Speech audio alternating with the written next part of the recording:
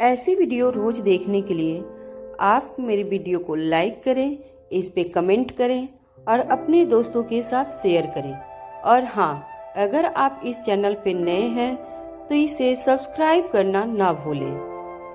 रोहित और अनिका बच्चों से उनके साथ वापस मारवा हाउस चलने के लिए पूछते हैं तो रिया अपने प्यारे से चेहरे पे बड़ी सी मुस्कान लेकर रोहित से कहती है, डैड, हम तीनों बाकी सभी के साथ सगाई वाले दिन ही आ जाएंगे। प्लीज डैड, सिर्फ 2-3 दिन की तो बात है, वैसे भी हम यहाँ बहुत दिनों के बाद आए हैं। तभी अनिका रिया से कहती है, क्या तुम्हें सगाई के लिए तैयारी नहीं करनी है? इससे पहले कि रिया कुछ कहती, श्रेया जवाब देते हुए कहती है, यहाँ हमारे बच्चों को किस चीज की कमी है? रिया और सभी बच्चे सगाई की तैयारी यहीं पर कर लेंगे। तभी करण, नंदिनी और बाकी घर के सभी लोग भी अनिका और रोहित से कहते हैं, रिया सही कह रही है, वह हमारे साथ ही आ जाएगी। एक तो कभी भी तुम दोनों हमारे साथ यहाँ नहीं रुकते, कम से कम बच्चों को तो रुकने दो। रोहित मुस्कुराकर रिया की तरफ हाँ में अपनी गर्दन हिला देता है। सभी बच्चे अपने दोनों हाथ ऊपर करके शोर मचाते हुए अपनी खुशी जताने लगते हैं। कुछ ही देर में रोहित और अनिका अपनी सिक्योरिटी गार्डों की गाड़ियों के काफिले के साथ मारवा हाउस के लिए रवाना हो जाते हैं।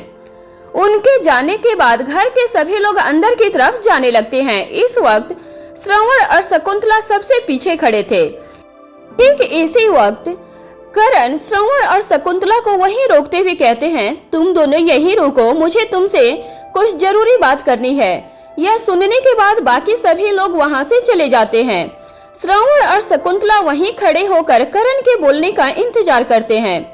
करण अपने दोनों हाथ पीछे कर लेते हैं और बिना उनकी तरफ देखे उन्हें मीठी धमकी देते हुए कहते हैं, अगर तुम लोगों ने सभी कुछ ठीक तरीके से किया और अपनी तरफ से किसी भी तरह की अड़चन पैदा करने की कोशिश नहीं की तो तुम्हारी इसी परफॉर्मेंस के आधार पर तुम्हारे लिए तय की गई इनकम को 5% बढ़ा दिया जाएगा। और अगर तुम्हारी तरफ से कोई भी गलती हुई तो उनमें से 5% की कसौटी समझो। ऐसा कहने के बाद करण बिना रुके अंदर की ओर चले जाते हैं। शकुंतला और श्रवण एक दूसरे की शक्ल देखते हुए रह जाते हैं। इसके बाद वह दोनों अंदर जाने की जगह पर अपने बंगले के लिए निकल पड़ते हैं। वह अच्छी तरह जानते थे कि यहाँ पर रुकने के लिए उनके पास कोई खास वजह नहीं है। बेहतर यही था कि इस मुद्दे पर वह दोनों आपस में बात करके शांतिपूर्वक तरीके से अच्छे माता पिता की तरह सगाई में भाग ले सकें। वहीं दूसरी तरफ मारवा हाउस।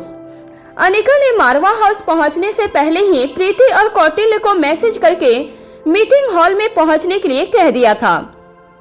मैसेज मिलते ही प्रीति और कौटिल्य अपने अपने काम को छोड़कर मीटिंग हॉल की तरफ चल पड़ते हैं।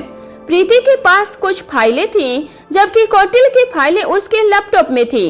वह भी अपना लैपटॉप लेकर मीटिंग हॉल में पहुंच जाता है। दोनों अनिका का इंतजार करने लगते हैं। ठीक इसी वक्त अनिका और रोहित भी मारवा हाउस पहुंच जाते हैं। अपनी गाड़ी से बाहर आने के बाद अनिका रोहित को साथ आने के लिए कहती है। रोहित भी बिना कुछ पूछे उसके साथ चल पड़ता है। कुछ ही देर में वह दोनों मीटिंग हॉल में पहुंच जाते हैं।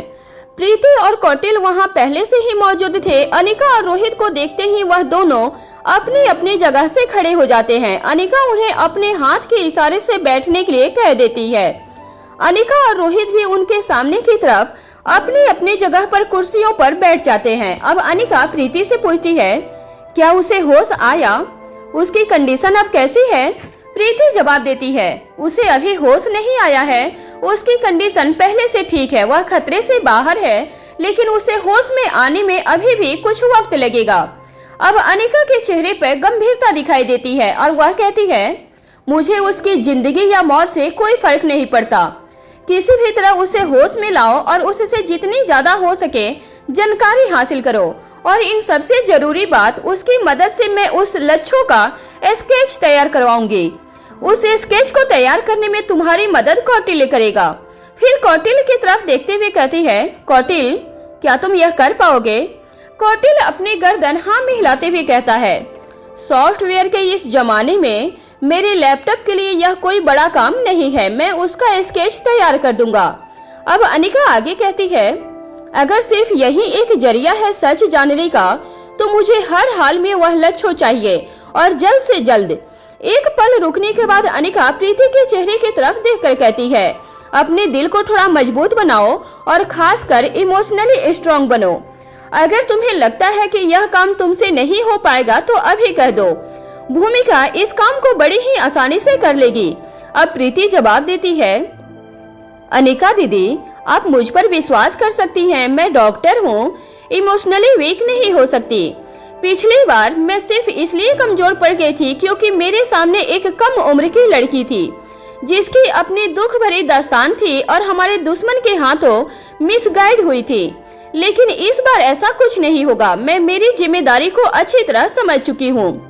उनके लिए हमारे घर के छोटे बच्चों की भी जिंदगी के सामने कोई मायने नहीं रखते, तो फिर मेरे लिए उनके किसी भी आदमी या औरत का कोई भी मूल्य कैसे हो सकता है। आप चिंता मत करें, जितना जल्दी हो सकेगा मैं इस काम को पूरा कर दूंगी। इसके लिए भूमिका दीदी को परेशान होने की कोई जरूरत नहीं।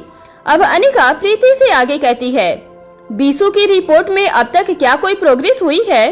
प्रीति जवाब देती है, हाँ अनिका दीदी। ऐसा कहकर वह अपने साथ लाई हुई फाइलों को, जिन्हें उसने अपने पास ही और अपने सामने ही रखा हुआ था, उठा लेती है और अपनी जगह से खड़े होते हुए उन फाइलों को उठाकर अनिका के पास ले जाती है। अनिका कुछ ही देर में फाइल के सभी पेजों को पलट देती है। सभी फाइल्स को पढ़ने के बाद अनिका कहती है, अगर मैं सही हूँ तो सौम्या हमारे दुश्मनों के लिए काम करती है। सौम्या की कमजोरी बीसू है। बीसू हमारे पास है। हमारे पास से बीसू को ले जाना उनके लिए नामुमकिन है। इसलिए अब वह बीसू की तरह की कोई दूसरा टारगेट ढूंढेगी।